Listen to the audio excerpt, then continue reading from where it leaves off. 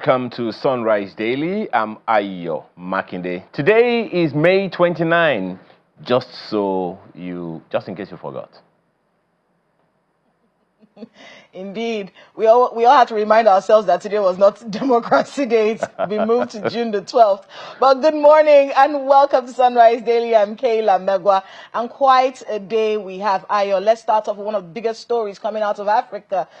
This literary giant, a man who we read as kids. I remember Weep Not Child. We had to read that book in school, and it opened up, a sense of love for Africa and what we stand for as a continent. This man has died. We got the news just yesterday that Ngugi wa Thiong'o has died, a wonderful person. If you've never read any of his books, you should go get yourself a copy of at least Weep Not Child. You should at least get that one. Or Decolonizing the Mind, whichever one it is. But get yourself a copy of his book, just so you can have a peek into the magical world that this literary giant introduced us to. Ayo, your thoughts on the legend who has left us. Well, the one thing that I will never forget is that when I was in secondary school, I read his literature book in Form 1. And a good number of people who grew up in that era, such as your old self, if I can put it that way, would have read some of his books, along as so many other people who are watching us now. The moment I heard, the first thing that came to my mind is, wait, how old was this guy when I was reading this book? At what age did he write those books? But well, may his gentle soul rest in peace. Well, one other issue that is also on the burner, Kayla, is that ECOWAS is 50. And of course, there's been an event that the president and a number of other world leaders have spoken to about that one. Well, we have since left Ngugi, just so you know. So ECOWAS is 50, and of course, definitely talking about the region, the West African region, and a number of things have been said about that one. But iconic of the many issues raised was what the president of Nigeria, who is the chairman of ECOWAS right now, said, that look, we need to prioritize young people and women. And believe me, there is no better way to put the future than now. He's saying that all West African leaders should have projects relatable to the real issues, real lives, real impact on the lives of the people that they govern. Quite an iconic one. And I'm hoping, Kayla, that everyone else will be able to live by that ideal all across the West African sub-region.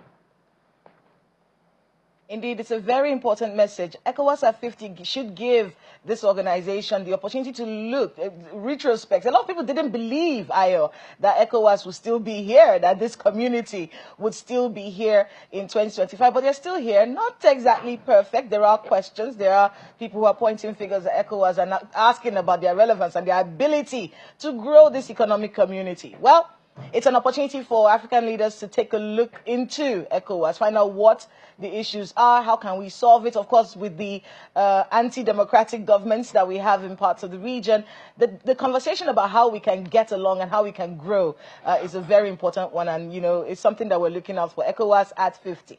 All right, well, we have a lot of things to break for you and a lot of things to talk about. I'm going to start with this one. Since we are talking about children, and we saw some of it from the morning brief, when it happened in Delta State, we talked about it. Now it's happened again in Taraba State. And really, WAEC needs to give us an understanding of what is going on.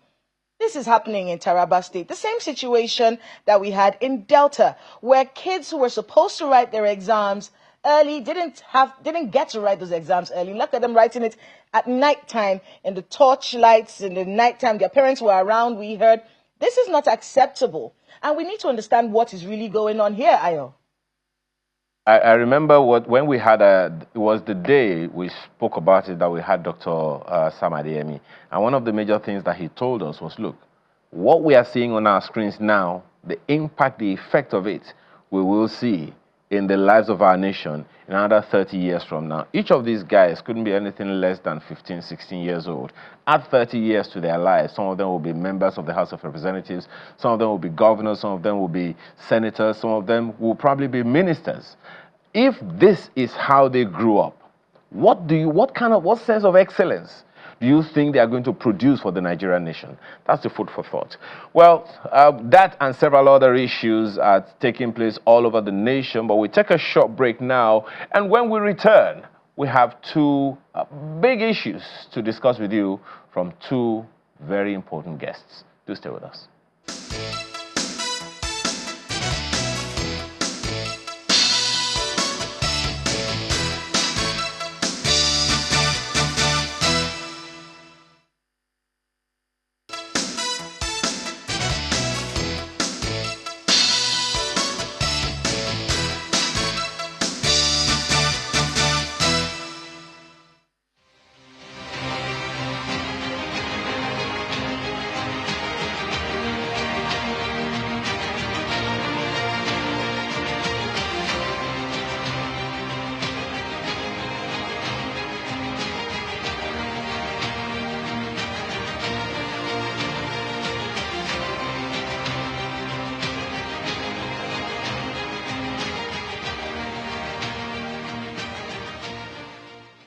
Well, we did tell you that we have quite a number of people to talk to today, and that's because we have a lot of things to talk about. We're going to start off with healthcare sector development, healthcare development in itself. What are the things that we've achieved when it comes to healthcare, at least in the 2 years of the Tinubu administration? And joining us for this very crucial conversation is Professor Mohammed Ali Pate, our Minister of Health. Thank you so much for being with us on the program. Thank you for having me. All right, so let's get down to it. Let's start off with what the past 2 years have been like. What was it like when you were asked to become minister? And what are some of the things that you met on ground, and where are we with those things right now? I think this last 2 years have been incredible in terms of how the health sector has come together in a certain direction towards improving health outcomes for all Nigerians. Prior to 2023, prior to this administration, the context was an underinvested, hyper-fragmented, weak infrastructure, challenged with human resources that is moving out of the country, and also distributional issues, as well as a private sector that is large, but very, very fragile.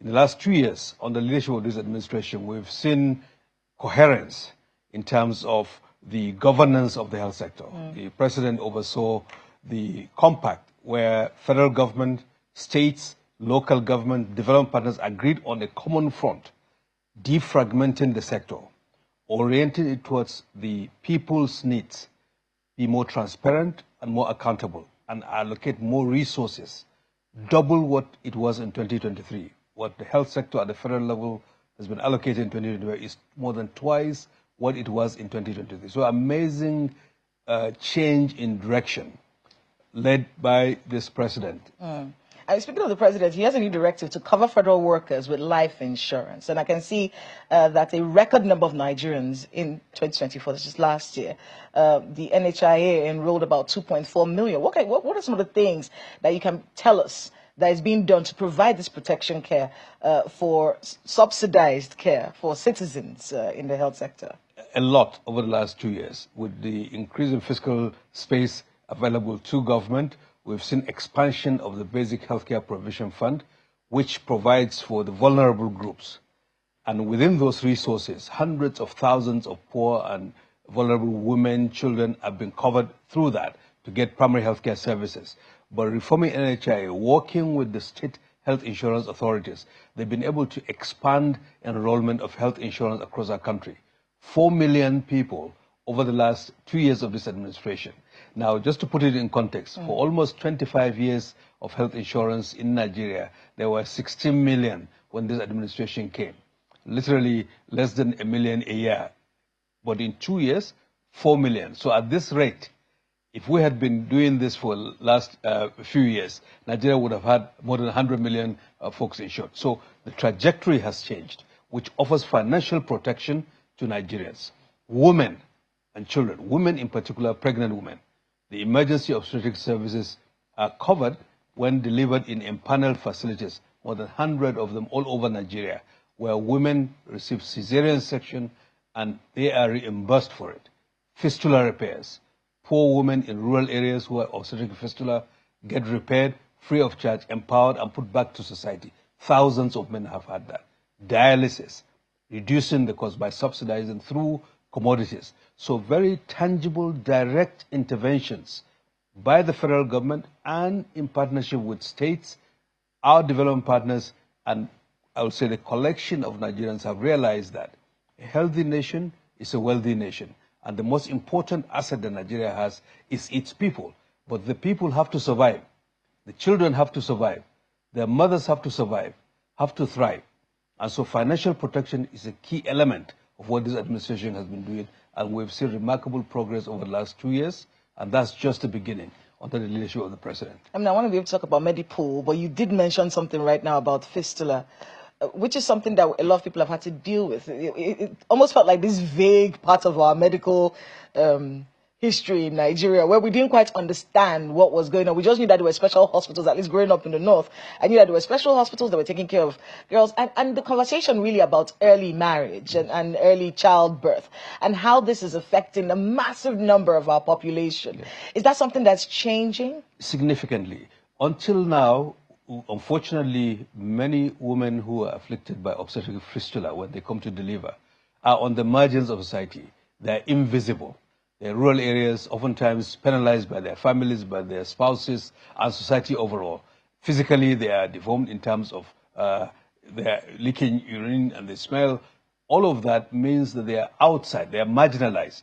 So we started with that because when you talk about inclusion, carrying everyone along, you need to start with those who are most marginalized.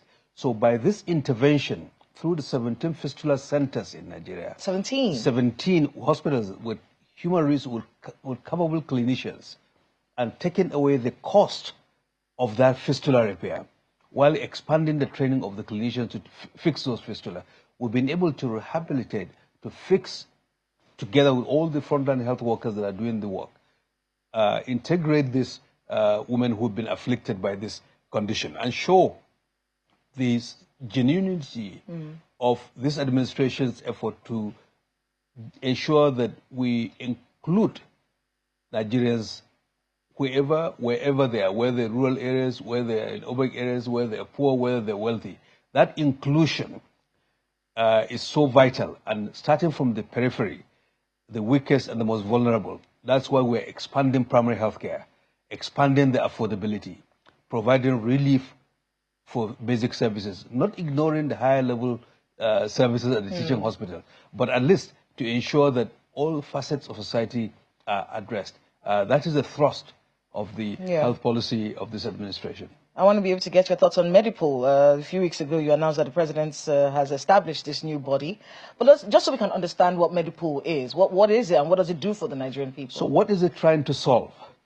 There's been hyper-fragmentation, I would say, in the supply chain. We have 8,800 primary healthcare centers funded through the Basic Healthcare Provision Fund, who receive funds and literally go off and buy drugs, commodities from whoever it is that they get. By establishing the group purchasing organization called Medipool, essentially government is leveraging its purchasing power to negotiate with local manufacturers, channel those that demand basically towards local manufacturers and suppliers of those commodities and negotiate better prices, lower prices, and guaranteeing quality. Because without an organized demand, essentially you make room for all kinds of actors to come in. And in many countries, even large countries like the United States, you have these organized arrangements where government shapes the market.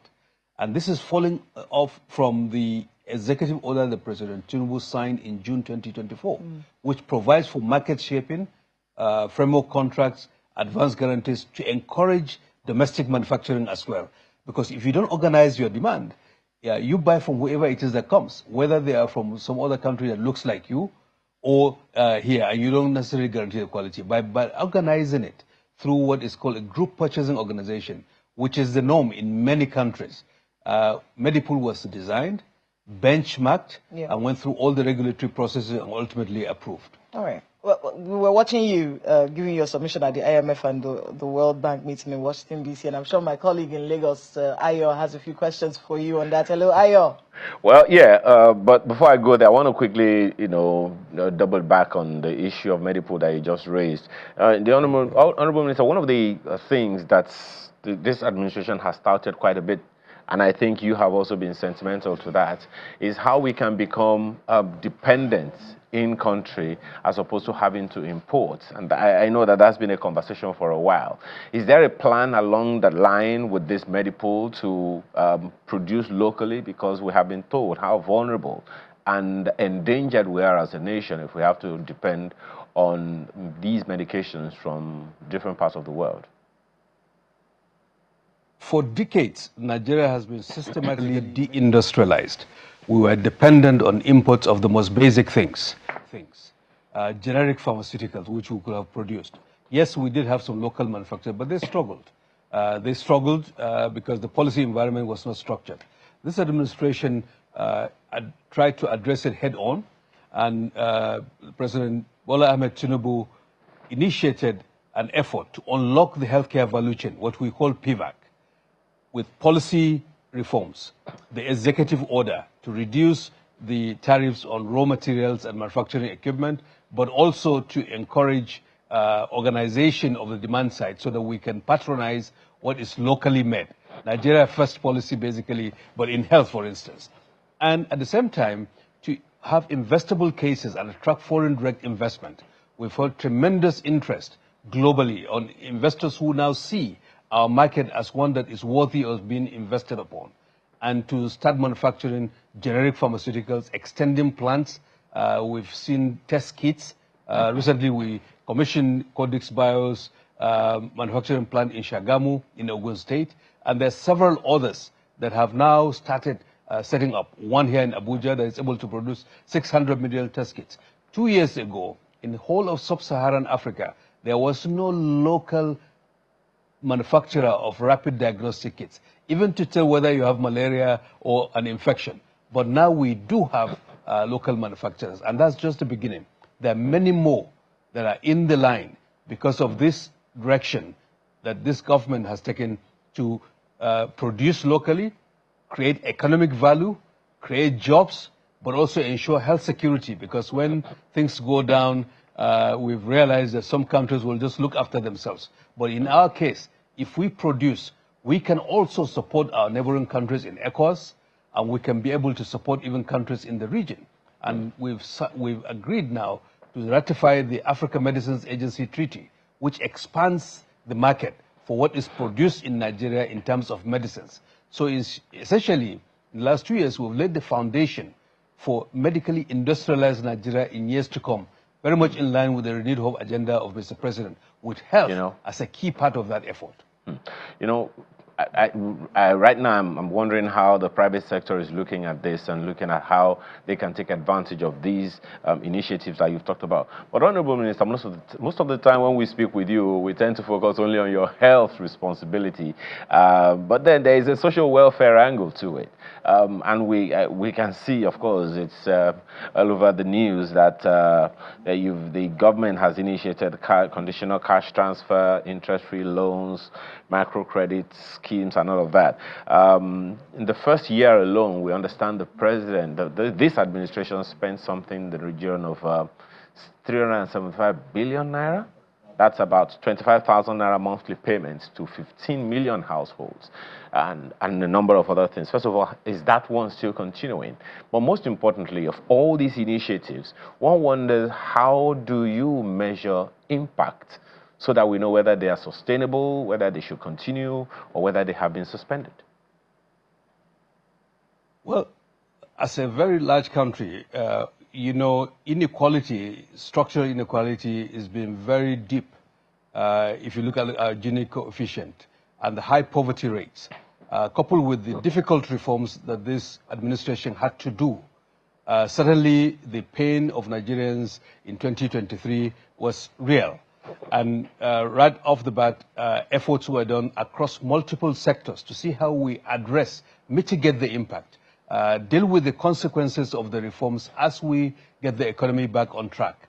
And those interventions go, of course, beyond health. Health is an element of social protection, but it goes beyond that. A conditional cash transfer through the Ministry of Humanitarian Affairs and Poverty Reduction is one that has been able to reach more households, poorer households that are targeted with those transfers. that allows them to not only feed but send their kids to school and perhaps even save. But there are other arenas looking at disability inclusion, for instance, looking at aging, looking at nutrition and food security, looking at efforts in the Women Affairs Ministry to ensure that we protect our children, dealing with issues that bother on the welfare of the population. So the issue of welfare of Nigeria's population is at the core of government's attention. It is multifaceted, and it cannot be put in just one pigeon, whether it's nutrition, whether it's taking care of the elderly, the disabled, the social protection,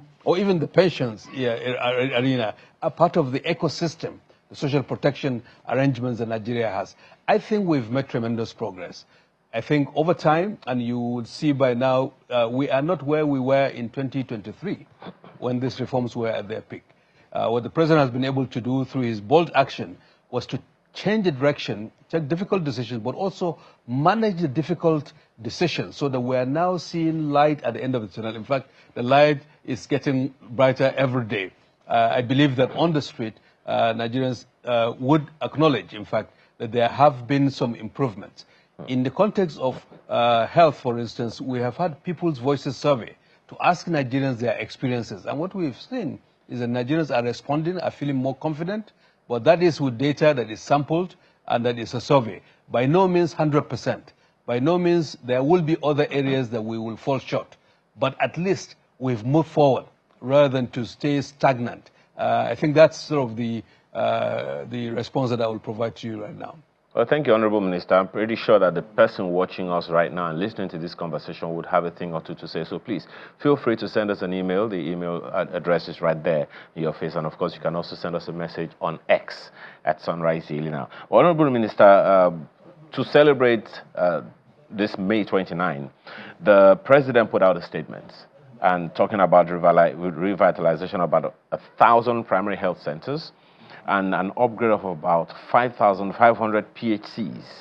How about collaboration between the federal government and state governments? I ask that because even though, yes, the federal government has some responsibilities in the area of PHCs, but there are those who will tell you straight up, and I'm pretty sure you know that as a health practitioner yourself, that this is supposed to be the function of either the state governments or even the local government administrations.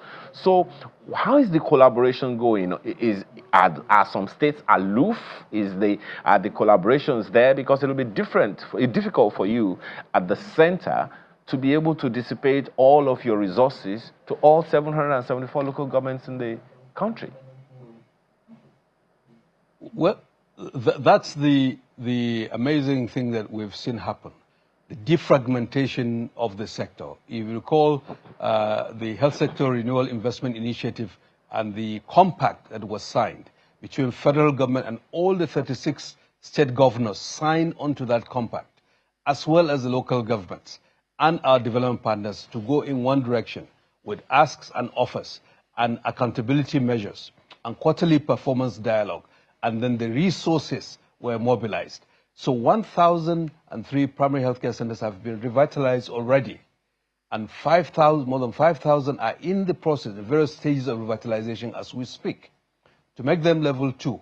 So they are functional retail outlets. And that is done in very close collaboration with the state governments, with standards in the federal government and the resources that have been mobilized, and accountability, and those are available. In fact, MPHCD has a website that you can be able to track the progress of those revitalization.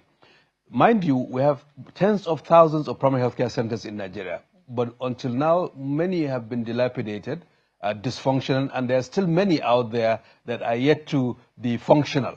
What we are starting from is a low base, but incrementally trying to make them functional so that Nigerians, wherever they are, will be able to receive the most basic services, immunization, antenatal care, safe delivery, treatment of malaria, and then complicated cases get referred to higher level facilities, whether secondary facilities owned by the state governments or tertiary facilities owned by the state governments or the federal government for more complicated cases. So that as a health system, it's a national health system. Health is one area that no one level of government can be able to deal with it. If federal government steps back and says, oh, deal with it at local government, it's Nigerians that will suffer. And the consequences will flow over to the tertiary facility. So we have to work together. And that's what we have been doing. And we're beginning to see the progress in that direction. I want you to talk about the global situation we have when it comes to health financing. How are we adjusting as a people to the fact that we're now having to look inwards for financing for a lot of the things that we had to get funding from the United States? Of course, we can see that position. How are we adjusting to that? Well, last week we were at the World Health Assembly. At the spring... At the World Health Assembly in Geneva. Okay. And Nigeria's delegation, and I think many actors, including parliamentarians, were there.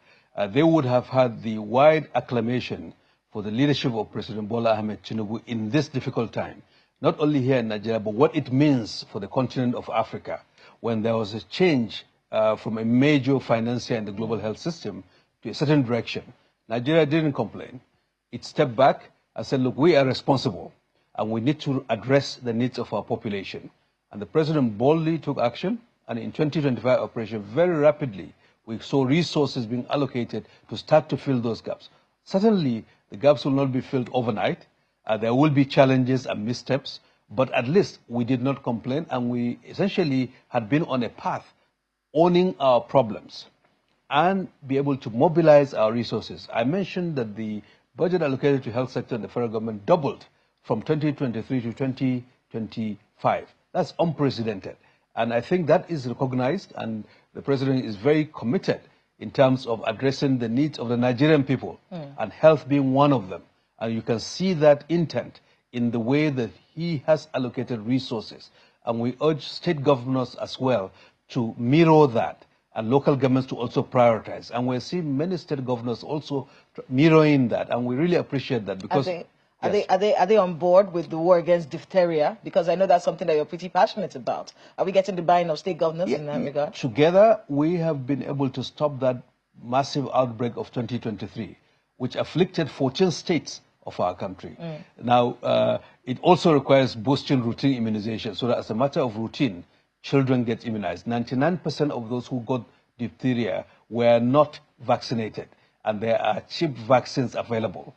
So we have been providing, federal government has been providing those vaccines all across Nigeria, free of charge, and encouraging our population, mobilizing our traditional leaders to ensure that parents immunize their children. But we've been able to stop that outbreak, as well as many other outbreaks, which don't get to the media, but the administration, technical teams have been able to keep a very sharp eye through surveillance, but also early response, so that things don't have to get out of control, whether it's cholera, whether it's meningitis, and whether it's other infectious diseases that we often face, and not only us, our neighbors, to ensure that in the sub-region, we are very sensitive to what is happening in our neighborhood as well. I want to be able to get your thoughts before we let you go. I mean, there's never enough time, Prof, to talk with you about everything in the health sector.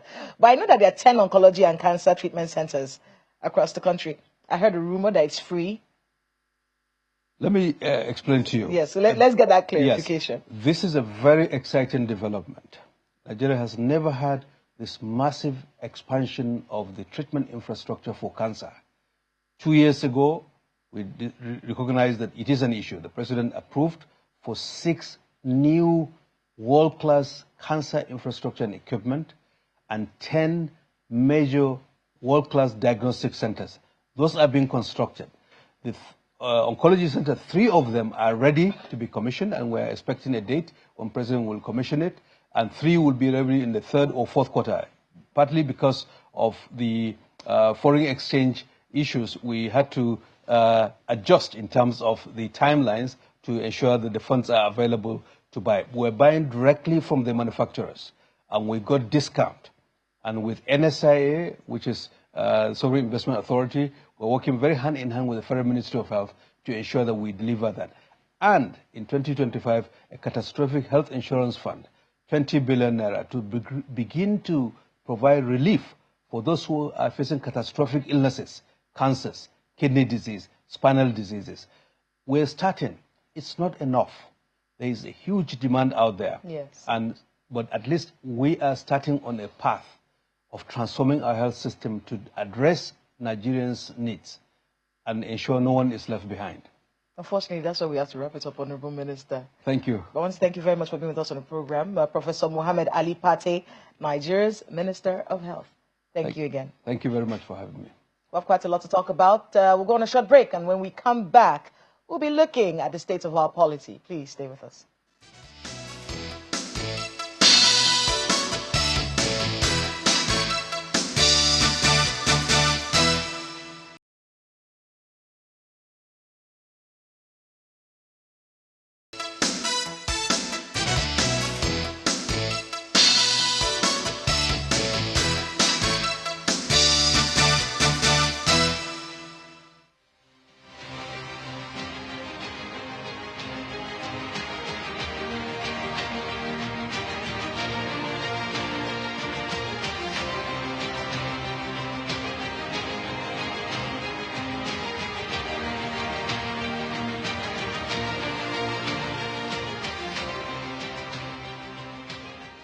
Welcome back to Sunrise Daily. We have with us another professor, Professor Devt, who is the founding National Secretary, Alliance for Democracy, AD. Thank you so much for being with us. Thank you so much, as usual. It's a pleasure to be here. I know that you're a big literary person. You love books. I am. When you heard about Ngugi wa Thiong'o's death, you know, what were some of the things that you remembered about this man and the Africanism that he put in a lot of us in this country? I took a cue from the statement issued by the daughter. Yes. We should mourn and we should celebrate. So in my heart, I mourn deeply. But equally, in my soul, I celebrated massively. So massive celebration, deep mourning. That emblematizes who Ngugi wa Thiong'o was. Indeed. My favorite African writer. Yes. Not Tinubu. My favorite African writer. Because of my background in radical scholarship. Okay, yes. Yes. There is that Marxism bit of him. Yes, of course. We moved from River Between, the Black Hermit, Wizard of the Crow. No, that was later. That was later. The transition was from... Decolonizing the Mind. No, A Grain of Wheat. Okay. Was a transitional novel between what we call critical realism and visionary aesthetics. Yes. That's my field of literature. So from there, he moved to Petals of Blood, the last work he wrote in English. After that, he moved straight on into his indigenous native language, yes. Right, from there, after that, and the tribe didn't Kemati in 76, Petals of Blood 77. Thereafter, Ngai Kandenta, when I want Devil on the Cross and the rest of the works were written in Gikiyu. Ngugi just, epitomized not just the spirit of literary production, but equally the fire of decolonization. Indeed. He was not just a theoretical thinker. He was a practical guy. He built in his village, Kamirutu, in the Limuru province of Kenya, an educational and cultural center. And he produced his work in Gikuyu. The peasants, the workers, the students participated in the production. After that, the government of Rapmo shut the place down, burnt it, and put him in detention. That's when they detained a writer's prison diary.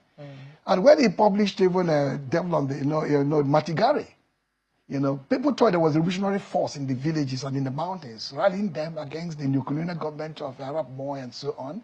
They thought it was a novel. So what did they do? They went to all the bookshops, sought out all the books and burnt them. And that sent the author and the book into exile. So Ngugi was, as I say, a cultural nationalist, an exponent of African literary thought and cultural thought, and a formidable Pan-Africanist. So it is sorely mixed. But he said, let's mourn him, even as we celebrate him. It's something to really think about. Absolutely. Sometimes, maybe as a younger person, I keep thinking, everyone is dying. Yeah. It feels that way. Because that's the transition in nature. Yes. You look around you. So is there a generation? Yeah, is there a regeneration in your view? Because people are born, people grow, and people grow old, and people die off. Of that level of literary prowess. It's only Showinka really among that rank, and a few others. Achebe is gone, Guginan is gone, J.P. Clark is gone, and a whole lot of them gone. Of that early generation, Chris Okimofo died in the Civil War. So that first period, of post-colonial literature in Nigeria, defined and prepared by China Achebe, Wole Soyinka, and the rest of them. Most of them are gone now. But that's the way life is. And good enough that the successor generations are doing incredibly well. Okay. From Ben Okri to Chimamanda and so on, and others in between. Okay. They've had their forth. Well, let's come back to Nigeria. Absolutely. Let's talk about the Tinubu administration at 2. I don't know. There was an endorsement. Oh yeah, all over the from place. his party. All over the place. Yes, and then this gale of defections. Yeah, sure. And he says, look, don't worry. It's not, we're not turning into a one-party state. It's just one party making a difference. Making a difference. Yes. The Honorable Minister was here, and a globally recognized and respected individual from the March. I've read about him, but I'm sure he's living in a bubble. This is a second year scorecard, so he's really doing a spirited defense of his government and his president. The question you ask yourself and I ask myself is, 2 years ago, are you better off today than you were 2 years ago? That's a practical question. It has to do with the tunnel or the light escaping from the tunnel or the light shining bright. It's 2 years ago and today. Are you better off then or now? 90% or more of Nigerians, they said the fat cats around the regime will tell you they are worse off today. That regime scorecard, I've said it on a number of occasions, but there'll be more opportunities in future to dwell on that. But when you talk about endorsement is not by the people. It's by the political class. Yeah, it's by his party. Yes, and they have every reason to endorse him because they have everything at stake. This next election will be a referendum, not on Muhammad Buhari. Will it? Not on Muhammad Buhari's disastrous presidency, but on his own presidency. Because if you have 4 years scorecard now to say, you elected me 4 years back, I'm sure you're happy now. And who are the people that are going to stand against him? Yeah, it's going to happen for this referendum. It is. Who is the opposition that's going to stand against him in 2027? Yes, I can tell you the opposition. It's going to happen. We have virtually 2 years or slightly less to the election. The regime panicked. That's why it went into election mode 2 years ahead of time. I predicted here in this studio, it will govern for less than 2 years, and it has happened. So the defections, the endorsement, the re-endorsement, the recalibrations will continue in perpetuity until the election season is upon us. Those who start against him are massive, are many. If you see the fragmentation in the political system and the political order, it will be reconstituted somewhere down the line. PDP, of course, is having a valiant fight for its life. Nobody thought PDP was going to ever hold a National Executive Committee meeting. That held successfully with a robust communicator. People never expected to come from the party. So if that takes place, the party convention, take away the shackles of those whistlings within the party ranks and rebrands it as a formidable opposition force. And the rest of other people in Labour Party, with PWB, in NNPP, one was so in Aerofy and the rest of them, these are incredibly formidable forces. What together they will coalesce? Well, let's find out what Ayo is thinking about. Go ahead, Ayo. Thank you, Kayla. Prof, to mark this year's second anniversary of this administration, the president put out a statement. I don't know if you have seen that statement that he put out. And when you decrypt it, you find out that there are quite a number of issues that have been raised there, part of which, includes human resources and capital building. What bothers me the most, Prof, is that on the one hand, we employed the president.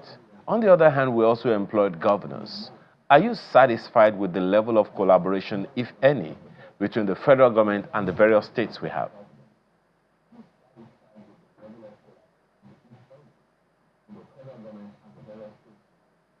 Between the federal government and the states in Nigeria. Let me get you right. The level of collaboration between the federal government and statecraft or something?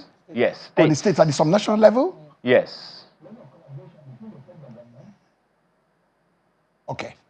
If that is okay, between the federal government and the subnational, government, both the state and local government. Well, it depends in which area you're talking about. For one, the Nigerian federal experiment is not a balanced federal experiment, in which case you give the states or the subnationals the kind of autonomy of space and legitimacy with which to compete with the federal government, to collaborate with the federal government, even contest with the federal government in certain instances.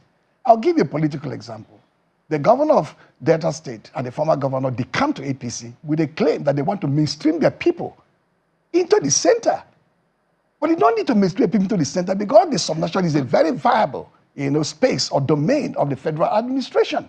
If you receive your resources every month, the federal allocation, the ecology fund, maybe special derivation because of as an oil producing state, why do you need to decamp in order to mainstream? That means the center is authoritarian, the center is overwhelming. So that kind of collaboration is not even a collaboration. It's almost like a dicta. Prof, A my dictation to apologies the for states butting in, but because of the would you nature be and laying manner we that on constituted the our state federal government system. or on the federal In a government? physically Just a responsible second, federal Prof, if you system, can hear me. My state sincere government, apologies. instead of the opposition parties. My sincere apologies, Prof, if you can hear me. This instance that you just, cited, is this a fault? Are you laying it on the federal government or the states that's taking this responsibility by themselves? How does it benefit their people? What's the orientation that you see that will make politicians say, this is the direction we are going and this is why we are going there? Is that on the federal government or on the states themselves? Okay, so now you put it this way. The Supreme Court has many injunctions now that privilege a massive support for the center. The EFCC, for example, the state government contested it, the space and spread of its operations. The Supreme Court ruled, even in everybody's home, in your family, in your local government, the EFCC, controlled by the federal, has absolute authority to operate. The local government autonomy, resulting by the Supreme Court, creates enormous power for the federal government. The revenue allocation formula may state 55% for the federal and so on, but by the time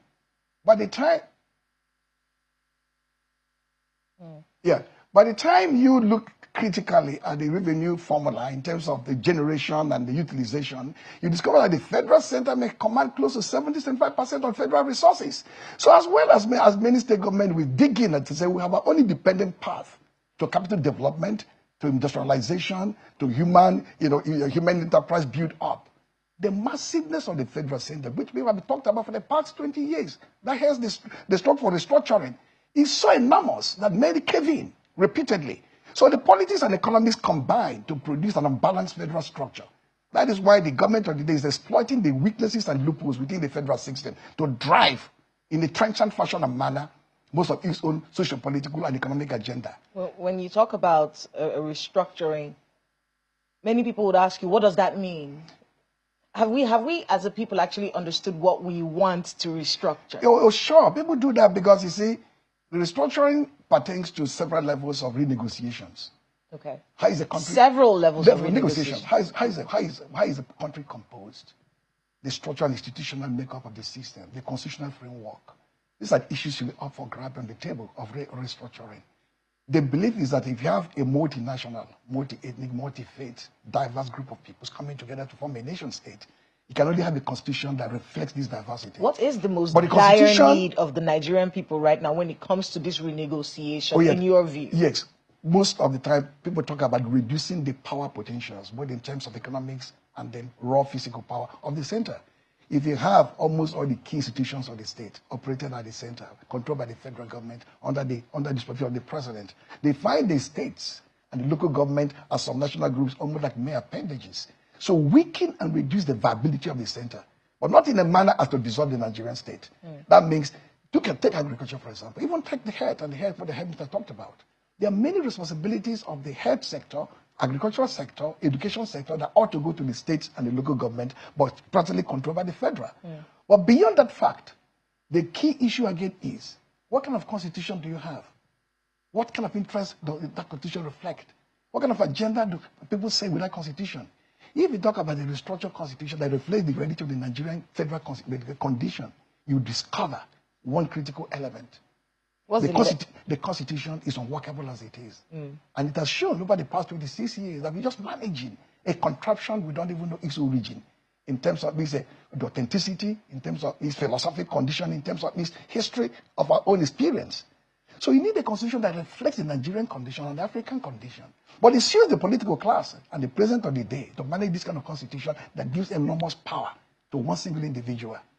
I mean, in just 2 minutes, if you can help, because listening to a lot of, not you, listen to a lot of people when they look back 2 years, many Nigerians will tell you, I don't feel better now than I did 2 years ago. But then again, has there ever been a time when the Nigerian people will say, oh, this government was fantastic, I'm doing so much. Even in every government that has come, people would always complain about one thing or the other. The report, yes. But I want to be able to get your thoughts on the legacy of the past 2 years of the Tinubu administration. The legacy of the past 2 years is very simple.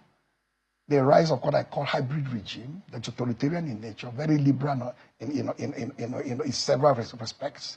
Two, a broken economic system that is very incoherent, a political order that has almost fragmented. And for me, a legacy, not of hope, but of hopelessness. That makes the report card of this government in 2027 will reflect a regime that has failed to live up to expectation and that will be rightfully booted out of office by the rest of the country. Would the AD be trying to boot It them is out no of longer, no longer viable now, but of course, in some concourse of coalition forces, the PDP and other elements of the coalition, we come together. What do you and make of provide that alternative. coalition? Is that something that you're a Yes, part of? it is. I'm not a politician in the strict sense of being a member of a political party, but I'm very clear it's not a political establishment. The PDP will lead the charge in terms of this coalition build at the end of the day, because it's very, very dominant. How should it be structured in your view? The PDP leading it, Atiku at the helm? No, I don't. That's not. Individuals are not important at this stage. It's the party infrastructure that must build up. Then the rights of the political parties from Labour Party, NNPP, SDP, and so on, they're marching in together to create a wholesome national communion that is going to contest for power with this very narrow, insular, sometimes capricious government of the day. With all this drama around, with the P2B situation in Labour, with the drama Atiku, is an with the integral Wike part of situation. political process. In Igbo, we call it Ndorondoro. It's a typical political Ndorondoro. You have to struggle here and there over time. It's not an event; it's a series of events and processes that will now lead this on to its logical conclusion. I want to thank you so much, Professor Odenta, for being with us here on Sunrise Daily, founding National Secretary, Alliance for Democracy. Thanks again. It's a pleasure being with you. Well, that is Sunrise Daily today. Please be safe. Make sure that you look around, be conscious of your surroundings. It's a lovely weather, but please try not to get into a lot of trouble today. Be conscious of your surroundings. Make sure you're up to date with the news. Ayo, we're talking earlier about something that the FCT minister was saying about the situation that happened at the Mogadishu barracks. He said it's not a terrorist attack. There was someone who had picked up something on the floor, put it in his pocket, and it detonated on himself. So please don't pick things on the floor. Be a little bit more circumspect. I'm Kayla Megwa. Have a great day ahead. And I'm Ayo Makinde. Be well.